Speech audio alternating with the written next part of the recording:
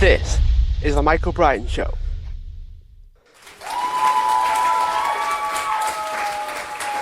Hi everyone, welcome back to the show, and today I am joined with Tatiana Tsoir, who's an award-winning accountant. She's a CFO and a best-selling author, amongst other things. So we are discussing a lot about how to create a business and how to do it in the right way. So Tatiana, thanks so much for taking the time. Hey, it's nice to be here. Thanks so much, Michael. So why do we think that a lot of entrepreneurs tend to build themselves a job, or they create something that doesn't necessarily give them the freedom that they're wanting? I think because we kind of start a side hustle or a business and we don't really think it through, we don't really plan, we kind of try things out and think that, you know what, if we put a little effort into it, it'll happen. And then we get some traction, some false signs from, some false feedback, if you will, from the environment, from potential clients. And we see ways of making money and get busy serving clients and then kind of forget. We start neglecting ourselves. We stop sitting down and planning. Some people never plan to begin with. Um, they just kind of go with the flow, if you will. But I think that we don't pay much attention to important things. And I don't know if you've ever read a book called The E-Myth. I think Michael Gerber, the author of this book, has hit the nail on the head in a sense that he talks about how in every business there is a technician, there is a manager, and there's a visionary. And what happens usually is, let's say take accounting for example. An accountant becomes really good. They get tired of working for somebody else, so they branch out on their own. And what do? They become the same. They create the same job they just left for other people, for themselves. They become the technician of their business because they're really good at being a technician. They're really not great at being a visionary for that business, to being a manager. Michael Gerber's kind of approach is somebody has to be a technician, somebody else has to be a manager, and somebody else has to be a visionary. I do agree that a manager has to be a separate person, but visionary versus technician, it could be the same person. It's not easy to step out of the technician, and that's kind of where most people get stuck.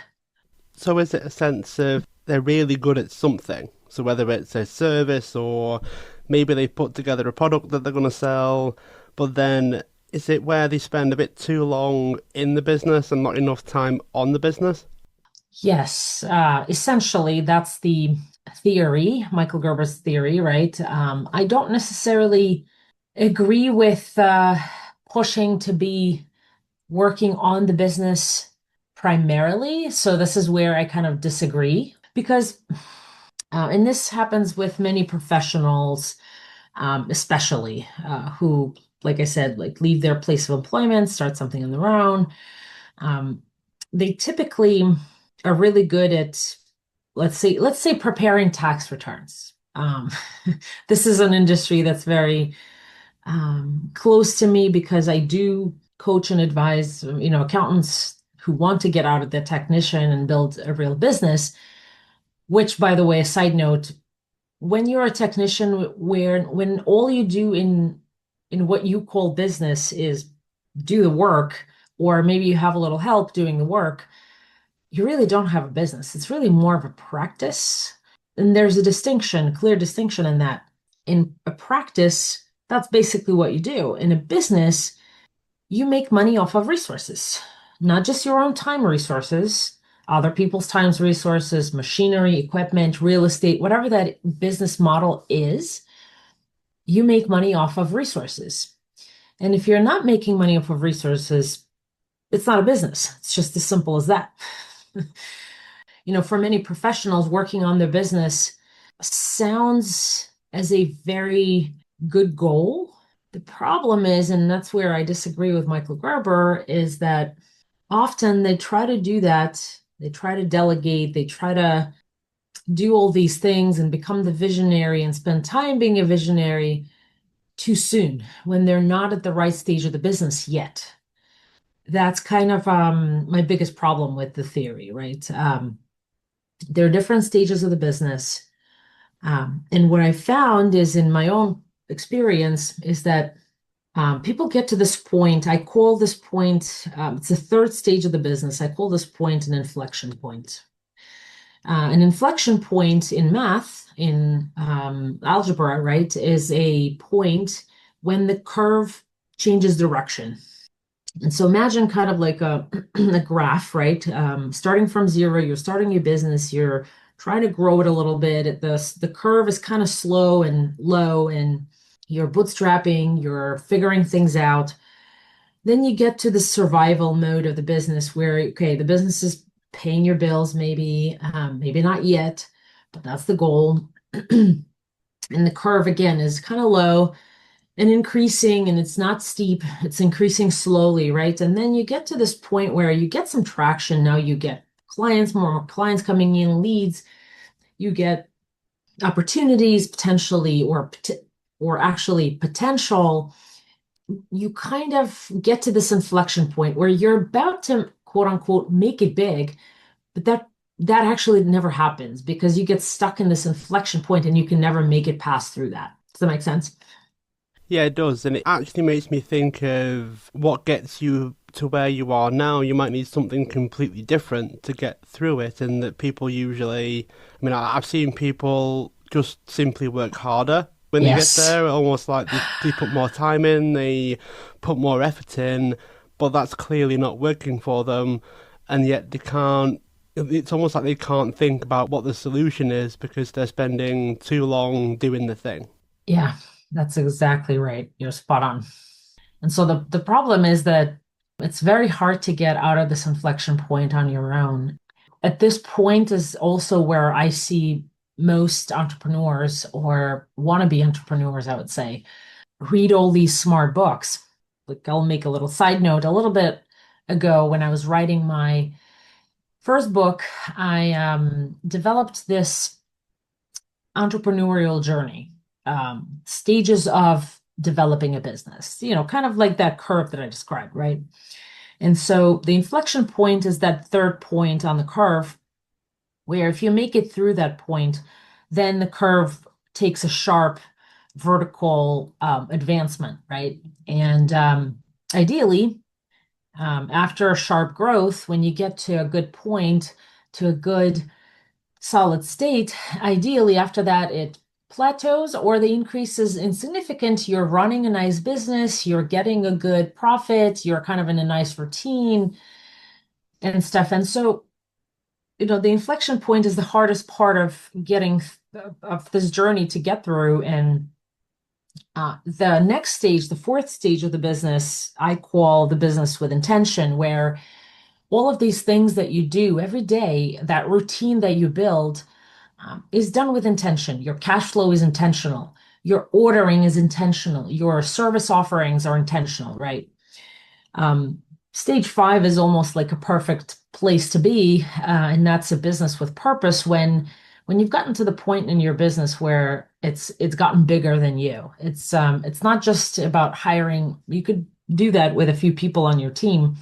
You can be there, but it's not just about hiring or having a scaled business. It's not nothing like that. But business with purpose is when your business becomes a movement, a legacy, a something that inspires people, something that changes people's lives in different directions, if you will, right? So not everybody gets to run a business with purpose, but being at a business with intention, stage four, is a pretty good place to be. And if you're there, that's a really good thing, right? But the thing is that it's really hard to get there. Now, in terms of getting out of stage three, which is the inflection point, that's the hardest part of the journey, right? And something like an E-Myth book by Michael Gerber is a great book. The problem is that working on your business doesn't work well in stage three when you're still trying to get out of that inflection point, when you're going back to survival mode every other month, when you're not sure sometimes if you can make payroll, when when you don't have a good system, when you don't have standard operating procedures, when you're not quite 100% sure what your real business model is. And business model, I talk a lot about business models because that's the fundamental piece of running a business. A business model plus cash flow. Those two things are what can make or break a business. And I talk a lot about it because that's where a book like E-Myth talks about becoming a visionary and really working on that business model, really understanding what is that your core offer. Take an accounting firm, an American accounting firm, right? For example, most accounting firms just offer, oh, people need bookkeeping? Great, we'll offer bookkeeping. People need taxes? Great, we'll offer taxes. Um, and very few actually think about, okay, you know what? What can we drive here? What do they really need? Let's say out of 80,000 accounting firms in the US, accounting and tax firms in the US, maybe 2,000 think about that, maybe. Um, some are wannabes, some are trying to get there. The problem is that they're still stuck in the inflection point, but a book like E-Myth is written for someone who's already made it out of the inflection point, who's almost at the business with intention stage, who's not falling into survival every other month or every quarter or every 6 months or whatever that is, right? And so that's kind of where I see the biggest problem. There is this call to greatness with E-Myth and other books. It's not E-Myth is not the only book that does that, but it calls us to greatness. It gives us this promises this dream, this idea that you can get there. The problem is that you're not at the right stage yet. So people start at stage 3, they start working on their business, setting boundaries, restructuring their schedule, forgetting that their priority is sustaining the business, sustaining the cash flow so that you don't roll back to survival. So, how would someone know what stage they're at if people are trying to progress too quickly, or maybe they've just not got the basics in place? How would you know that you're at the level that you want to be at? If you want to be past this inflection point, but you're never going to unless you actually start at the first level first and, progress naturally, I suppose. But how do we know where we're at? So I'm personally or professionally working on an assessment tool that would help make that assessment a little bit quicker and easier, but there are signs. Um, and the signs, I'll give you a couple of examples so that you could kind of see the trend there, right? So, because I've worked with clients like these for a number of years, and still sometimes I get fooled by their decisiveness and willingness and desire to work with the best accountant. And, we are a pretty good firm. And so we take pride in the quality of our work and whatever. Typically, it's something like this. I had this one client, she came to me through another great book. E-Myth is a great book. I really enjoyed reading it. So nothing wrong with reading that book. And then there's another great book called Profit First. Profit First has been around since 2015, I believe, maybe 2014.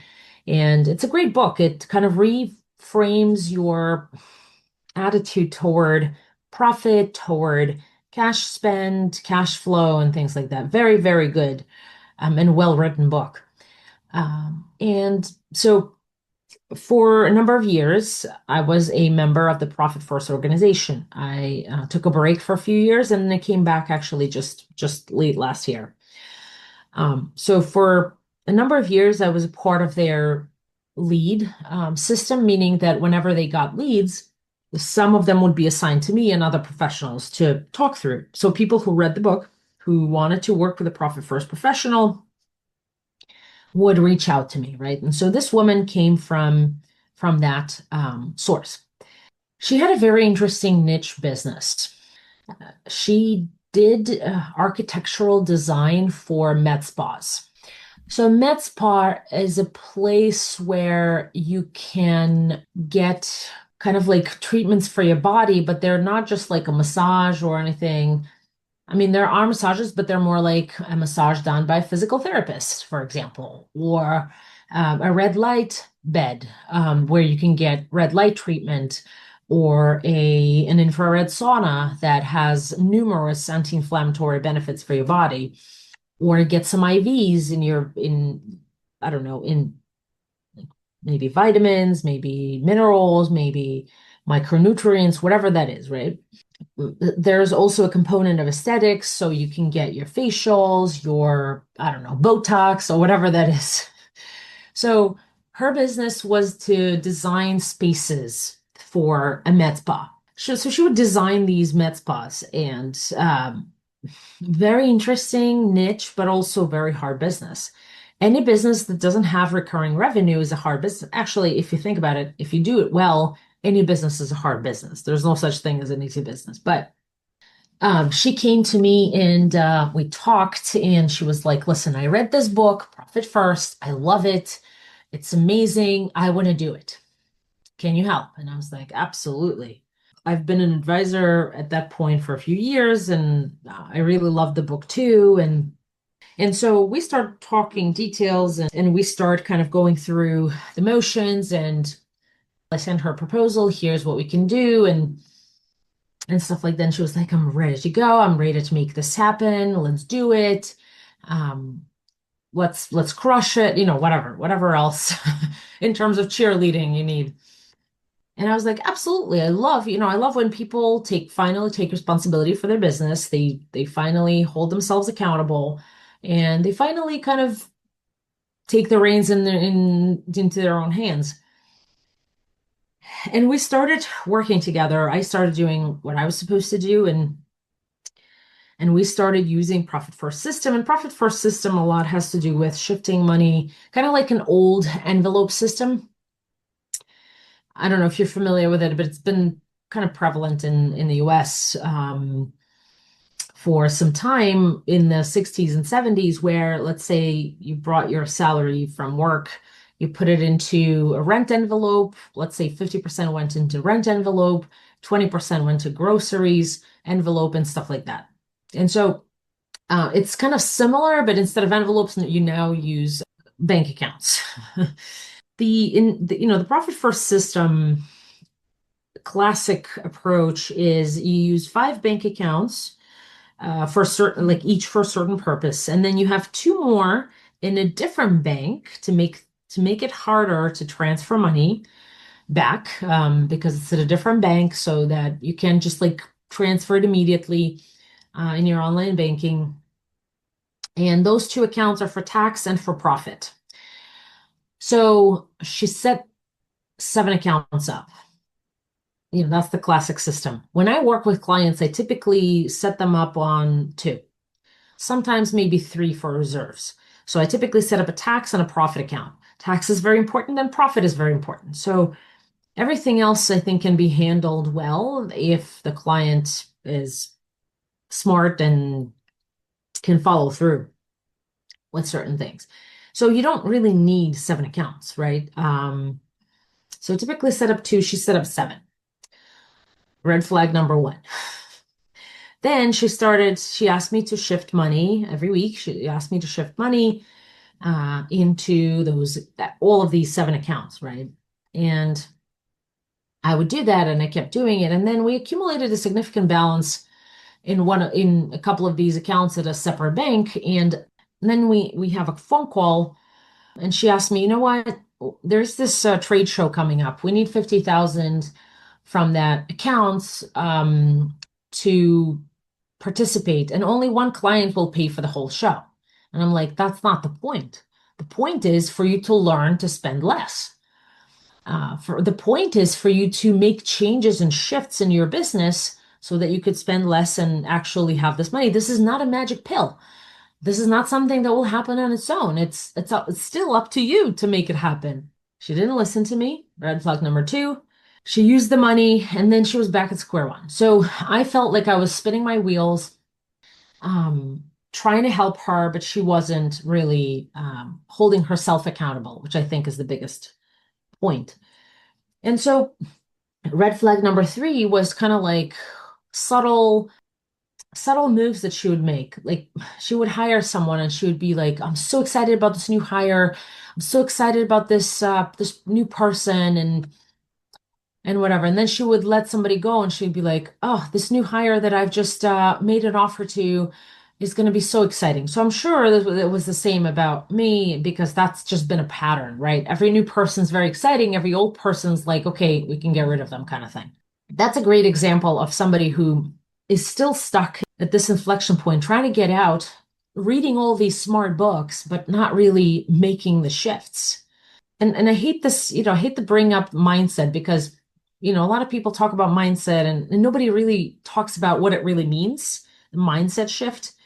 And so I really hate to talk about it, but the reality is that the core of the problem is that they're not shifting their mindset. People like that. I've had another client who, are you familiar with the Traction book by Gino Wickman? I've heard of it, Tatiana, but you'll have to explain it a little bit. So Traction has also made a lot of noise. Great book, great system. Gino also endorsed my book, which was very nice of him. So I know him personally. It's a great book, really great book. And I recommend his book a lot. I also recommend the E-Myth book to people who need to do a little bit of a mindset shift. The Traction book, the core of it is it gives you an operating system. You know how every phone, every computer has an operating system. Similarly, Traction book gives you an entrepreneurial operating system. They call it EOS. And it gives you the kind of the routine of, okay, you have once a month calls doing this, you have once a quarter calls doing that, you have once a week calls doing this, or once a day calls doing that, or whatever that is, right? That you get into this cadence, you set some rocks, they call goals and targets rocks, and then you follow up and etc. Great, really great book. Not for someone who's trying to get out of survival, not for someone who's trying to get out of the inflection point, not for someone who's trying to move up a little and not fall back every week. This client, I mean, the book doesn't matter, right? It's the pattern. The pattern is that people read this book, they get inspired, they're like, this is it. This is what's going to change my business. This is what's going to change my life. I'm going to go all in. And as soon as I now hear that, I get worried. Like I said, I take a step back. I actually try to discourage people from hiring me to coach them or to advise them or whatever, because I want to make sure that they're really willing to make the necessary changes. Most of the time, I now get it right. Sometimes I still, sometimes one of the people that I'm telling you about can get through. So this one guy had a really good business. By really good, it's something that's recurring, it's something that's needed, it's something that's kind of like an HVAC cleaning system.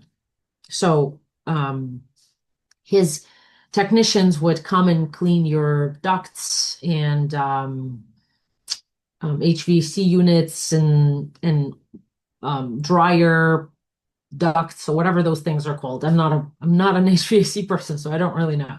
Typically, he would have service calls booked out 2-3 weeks in advance, right? So he read this Traction book, was very inspired, was ready to make a change, was ready to make a difference. And he really, and people like him and people like the woman that I was telling you about, they really make a good case for themselves. They're like, I've done this before. I don't want to do it again. I want to do it right.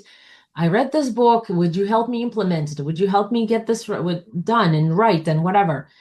He was also kind of a similar client.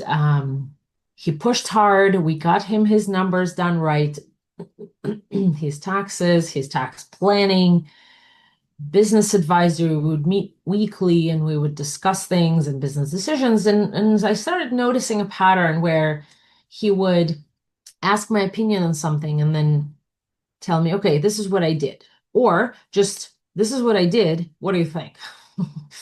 And so that kind of became a pattern. And eventually we parted ways because he decided that his messy busy books could be done at a quarter of the cost. So that was just the mindset of somebody thinking, okay, the accountant, you can actually ask them to pay them less. But that's, I don't really care much for that. What I do care about is that I was spinning my wheels. I was trying to help him move his business forward, move it out of the inflection point. But he was so stuck on this book, and whatever that book is, he was so stuck on it that he just couldn't see a way out. And so it was, even though I don't yet have an assessment of what it means to be, like, how can you tell? I'm showing you the pattern and I'm hoping that the pattern makes sense and you tell me if it doesn't, and I can give you a couple of more kind of ideas and not ideas, but more signs. One of them is being in a rat race kind of all the time.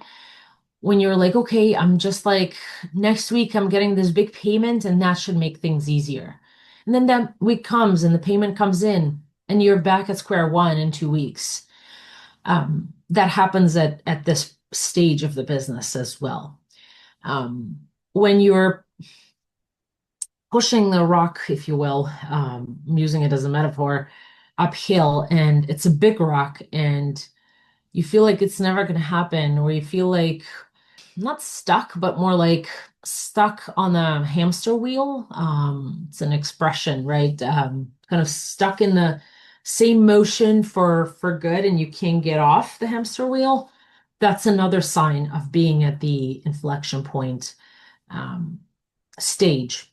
When you're expecting a person, a book, a method, a whatever, a magic pill to solve your problems, that's a good sign that you're at the inflection point and you still can't get out. You have these moments that are where you're completely lucid, where you can see the future, where you can see the potential, and you keep working toward it. And then you get disappointed for a moment. Something doesn't happen the way you wished or hoped.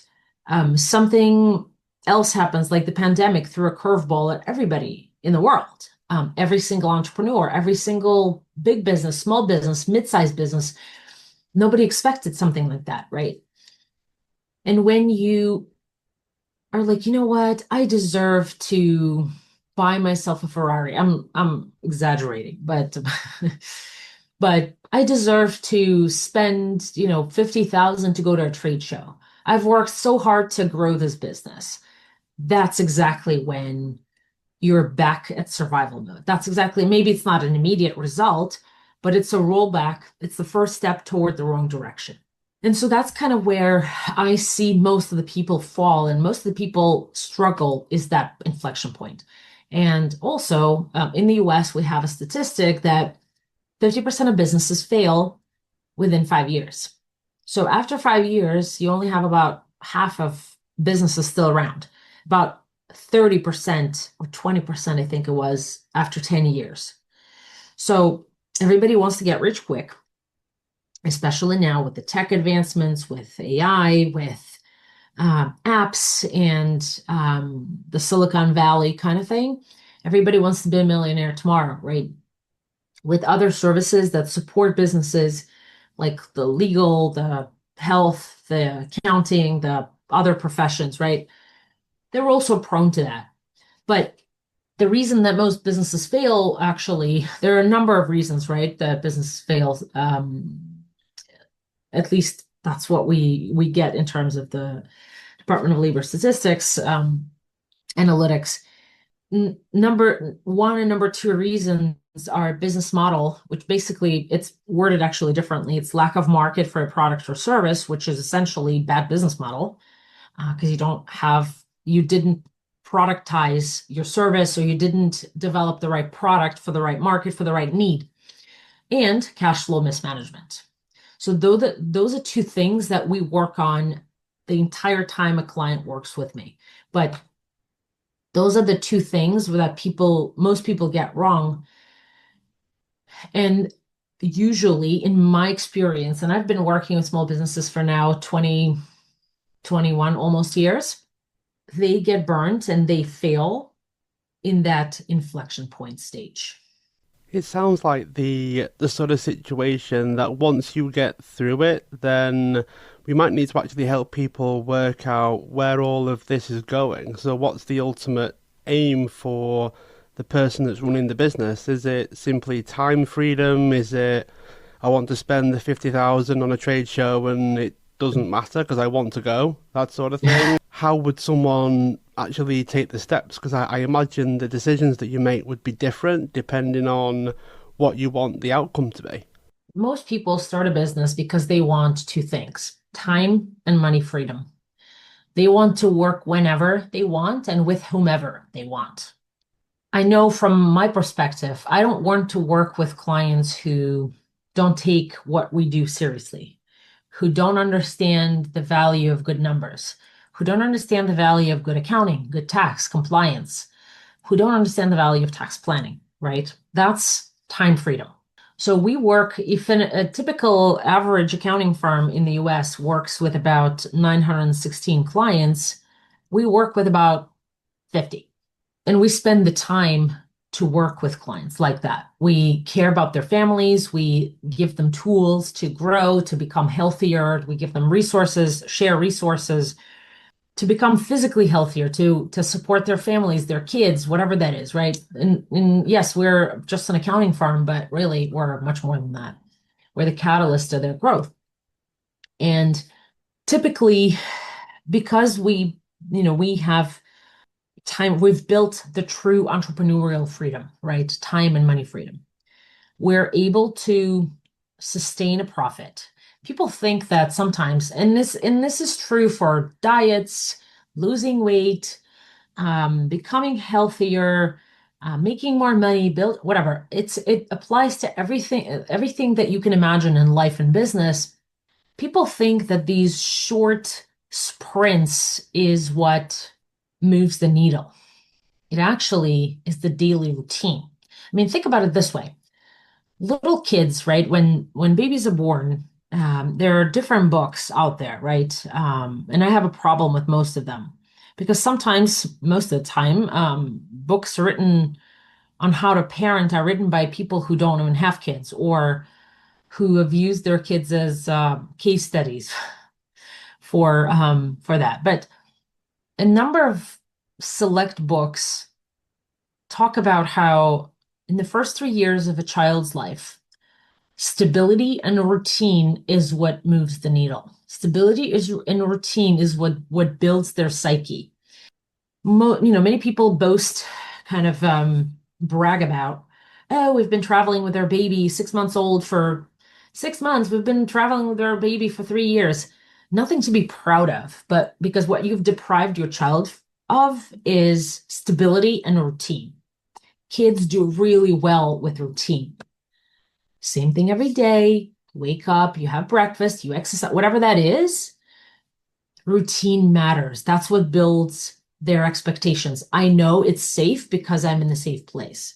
I know it's safe because nothing has changed. When there are dramatic changes like, divorces change family situations and dynamic and everything, it's like the child's life gets replaced. Their reality gets replaced with something else. And that's, many kids have long-term psychological effects of that, not just because of the emotional piece of it, but also because of the routine changes.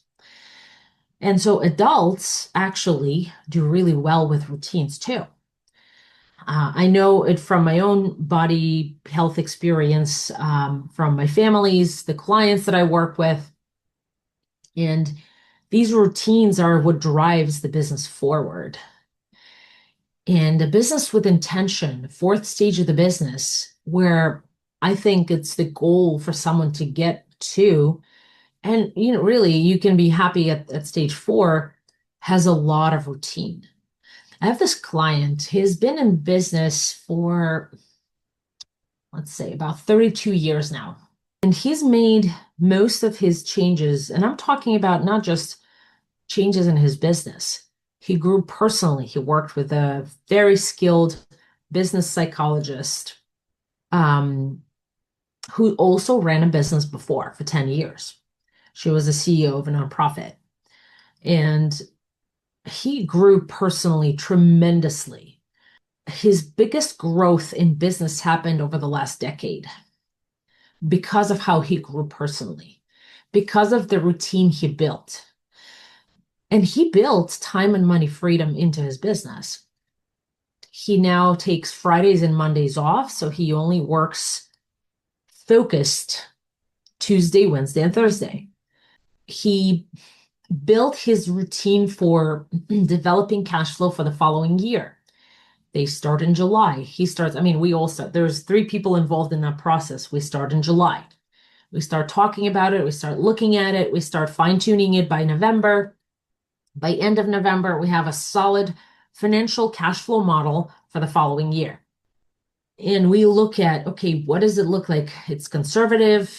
It's based on the last 5 years, and we know kind of where every number on that sheet is going. And it's a pretty big sheet.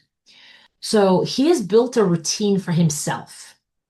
I helped him build some of the routine, some of the financial routine as well.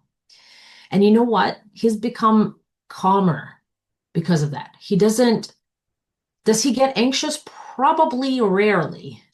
But when you have a plan, it changes things. When you have a routine, when you fall back on your training, when you fall back on your routine, everything changes. When COVID happened, I had him as a client and still have him as a client, and another client who was in the very similar industry as this client. That other client was has been in business by that point for about maybe 3 years, about 3 years, maybe even 2.5, to be honest. Before that, they were just freelancing. Him and his partner were freelancing. My client, my great client, very successful client, he was in the business by that point about 27 years. And look at how different the response is from someone who's at stage 5. This client specifically is at stage 5. A client in the same industry, basically same industry, just different, slightly different audience for service, same industry as this other guy, but only has been in business for about 2 to 3 years. When COVID happened, the client who's been in business for 27 years texted me and said, I've shut down my store. He had a physical store at that moment. I shut down my store to protect my employees. Let's get to work. Let's get 3 scenarios of cash flow done. We have our main one. Let's look at a worst case scenario. Let's build a most likely scenario. So we had 3 total, and we got to work. And he was like, at the end of the call, he was like, you know what? Just so you know, Tatiana, I know you have a family, and if you need money, just tell me. The other guy, who was in business for 2.5 years, said to his employees, we're cutting everyone's salary by 15%, effective immediately. You are now expected to work 24/7, obviously not 24/7, but to be available in the evenings, on weekends, to answer emails and things like that. And then when he and I had a call, he said, oh, by the way, we decided to cut your retainer in half. And I was like, the work actually didn't decrease, it actually increased. Do you understand that? And he was like, it's already decided. 2 different people, same industry, same risks, same realities, same everything, different approach, different routine, and very different outcomes for the business. It actually gives me the impression then that how you approach the solution, whether it's the inflection point or beyond, what is your basic strategy, like the routines, the habits, how do you spend your day, what kind of things that you do on a daily basis that will help you. That seems better than the latest new technology, or unless you know how to use it, of course. I imagine there's the limits to that as well. But it sounds like it is the things that you do every day that makes the biggest difference because you built up the habit. Maybe you're very good at something because you do it all the time. It sounds like that's what makes all the difference. Absolutely. And really, when you think about it, a lot of folks and this is the technology's fault, really, more than anything else, social media's fault, this rich quick, the quick success, the I'll push hard for a little bit and it will work kind of thing, replaced the need for a solid routine, for the check-in with your values, for the check-in with your goal. And by goal, I don't mean, I'm not a big fan of, fancy frameworks, but by goal, I mean, I want time and money freedom. That's my goal. That's the goal for my business, for my family. I want to be able to have this business run well, deliver exceptional results for clients, but I want it to be a good cadence, a good routine, and a really good business, a business that supports employees in their health and life and family, a business that is not about putting out fires every day. That's really what it's about. So, yes, the idea is that most people who are stuck in the inflection point are stuck on the hamster wheel, putting out fires and not really creating the routine that only they can create. Routine and habit rules everything. And it's the same with, think about kind of, I'll give you my own personal example, which I think illustrates this point really well. Um, I have an autoimmune condition and it's currently completely fully controlled. I don't have any adverse effects. I don't have any developments. I don't have a growing arthritis anymore. Everything rolled back because I've been working with this functional doctor who helped me figure out what I need to do to create a really good to build really good health, right? And it's all coming back again to habits and routine. And I started working with them for about 5 years ago, and I removed different foods from my diet. And the biggest, for me personally, my biggest thing is sugar, meaning um, I know that my biggest culprit in my body, for my body, is sugar. I started working with the doctor in the late 2020. I've gotten into a really good routine with food, probably around September of 21. And with sugar, it's a funny thing.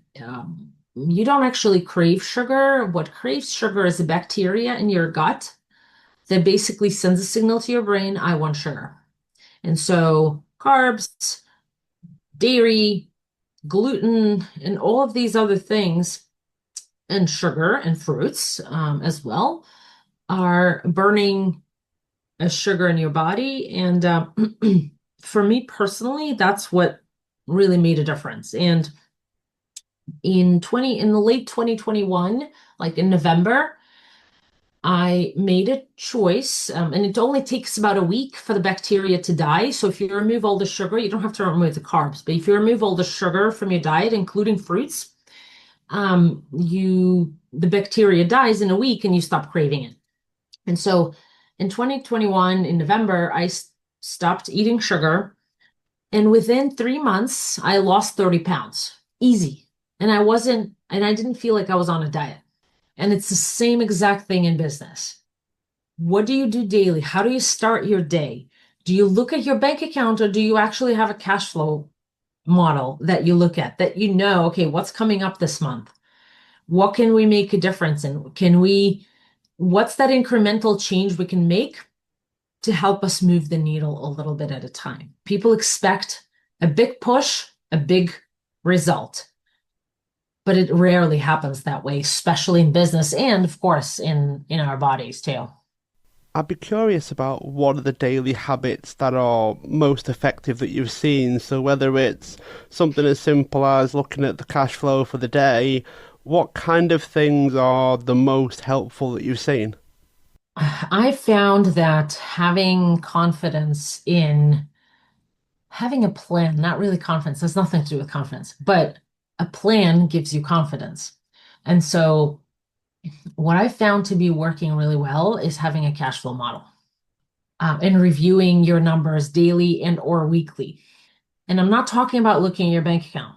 I'm talking about looking at a couple of things during the day.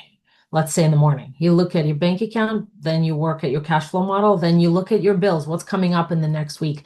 I typically, even, big company CEOs that work with me, typically, unless they're huge companies, I make them pay their bills for at least a limited time, their business bills, because I want them to understand their routine. Okay, first of the month, I have health insurance bill coming up.